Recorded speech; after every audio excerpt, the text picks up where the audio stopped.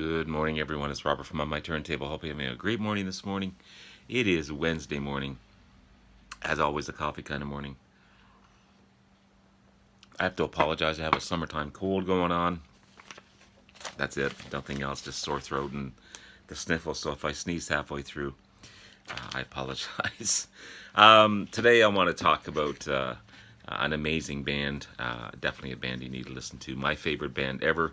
I'm only going to stick to the Mark I version today for time mainly because there's so much to talk about with this band.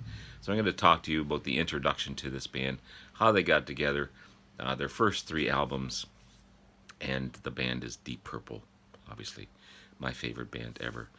Before getting to everything though, please hit the like and subscribe button below. Thank you to all that have liked and subscribed so far. I greatly appreciate it. I want to continue to put great content out there to be informative and to show you guys some great bands and artists that I have in my collection.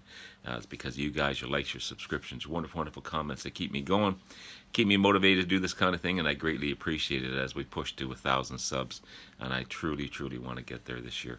That is my goal to do so. So again, please hit the like and subscribe. Tell all your friends and family. Thank you so much. I love all your comments. You guys are amazing. So Deep Purple, Mark I version, definitely a great band you need to listen to. Their first three albums are psychedelic. They're progressive. They're rock.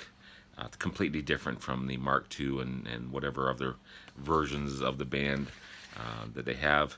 Originally from London, England, formed way back in 1968. 1975, they were listed as the loudest band in the world, and altogether they've sold 100 million albums worldwide. Of course, a band full of lineup changes, and I don't know why they began to name them the Mark versions, but that's what they're known as. I think we're up to Mark 7 or 8 or something like that. It's just unbelievable. I'll probably spread this video over 3 videos. Next I'll show the Mark II version, and I'll show the other versions in the following video. They were also inducted in the Rock and Roll Hall of Fame in 2016, including all members of the band. They were ranked 5th of the most influential bands ever. Just an amazing, amazing band. Again, my favorite band, Deep Purple. And I love these first 3 albums. Manager Tony Edwards wanted to put together a supergroup and called them the Roundabouts. And I don't know how they were going to do it, but they were. The concept was to have band members get on and off the roundabout, like that merry-go-round roundabout in the playgrounds, I guess, that type of thing. I don't know. It just sounds weird to me, but they recruited first off classically trained keyboardist John Lord. He played with a band called the Arkwood. Arkwood. It was Ronnie Wood's brother, actually, Art Wood. He also played with the vocal group The Flower Pot, which included bassist Nick Simper and drummer Carlo Little. Nick Simper knew this great guitar player, kind of a session player as well. He was also in a band called the Dominators, called Richie Blackmore, and the rest is famous history for sure from Richie. Blackmore was again also a studio musician. John Lord and Richie Blackmore really got along, and they started to reach out to other band members. They convinced Nick Simper, the bass player, to join them in. And instead of Carlo Little, they recruited a drummer called Bobby Woodman to join the band. And they auditioned a ton of singers, including none other than Rod Stewart, which is pretty remarkable. Until they came about this singer called Rod Evans. Rod just fit the band at the time. And also Rod brought along his 18-year-old drummer called Ian Pace. And Richie was so impressed with Ian Pace that he asked him to join the band as well. So instead of Bobby Woodman, they added Ian Pace to the group, and Deep Purple was born. They weren't really called Deep Purple in the beginning. They were still called the Roundabouts, but they changed their name to Deep Purple as it was Ritchie Blackmore's grandmother's favorite song. Way back in 1933, a piano player called Pete DeRose created this song called Deep Purple, and she absolutely loved it. And Ritchie named the band after his grandmother's favorite song. They were going to be called also the Concrete Gods, but they thought that was a little heavy for the time. That would be probably more of a heavy metal type of name these days. So the band became Nick Simper on bass, Rod Evans on vocals, John Lord on keyboards, Ritchie Blackmore on guitar, and Ian Pace on drums. Classic Mark I lineup. And amazing stuff.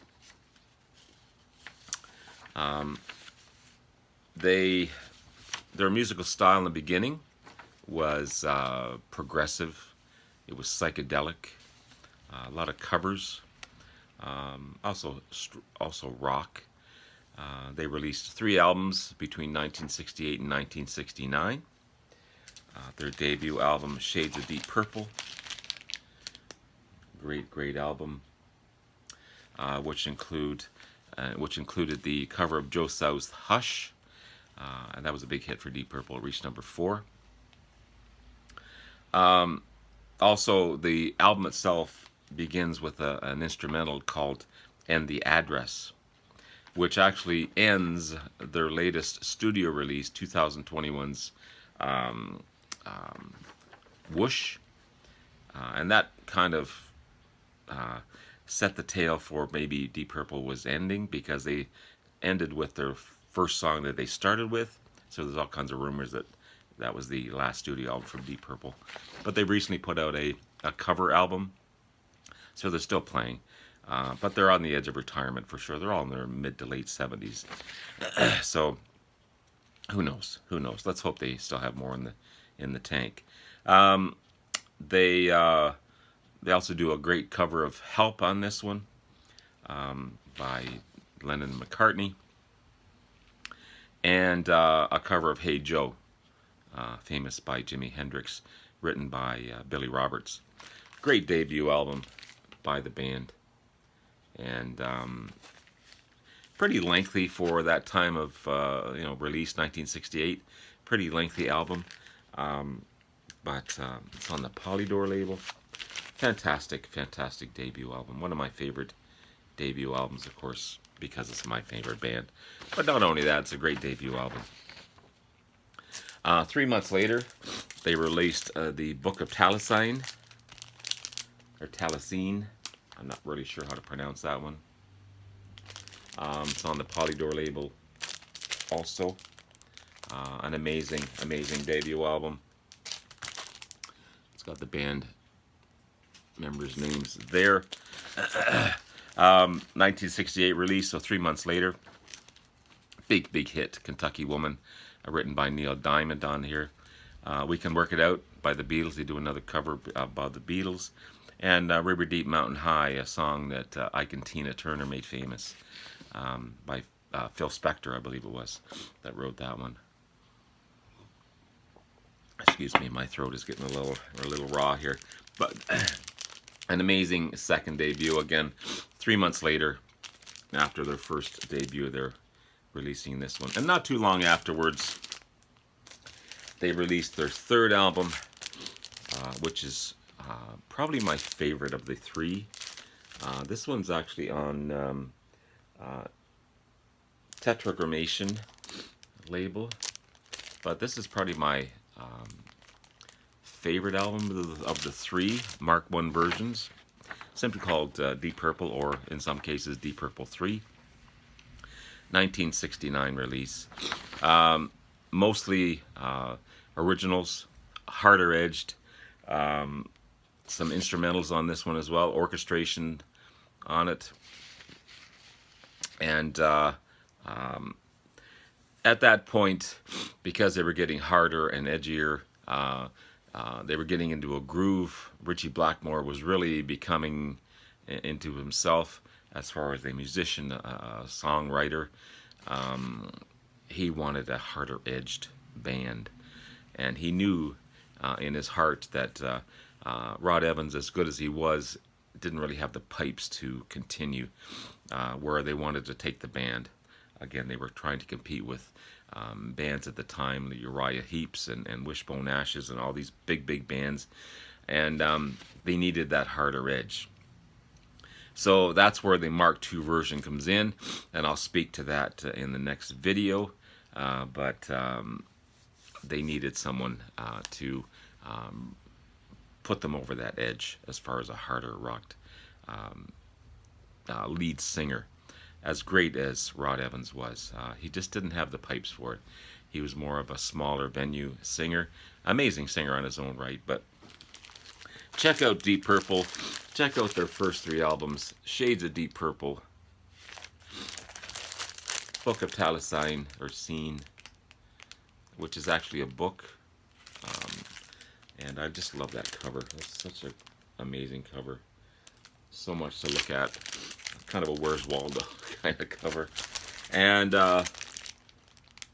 Deep Purple 3. Again, psychedelic 60s progressive rock at its best.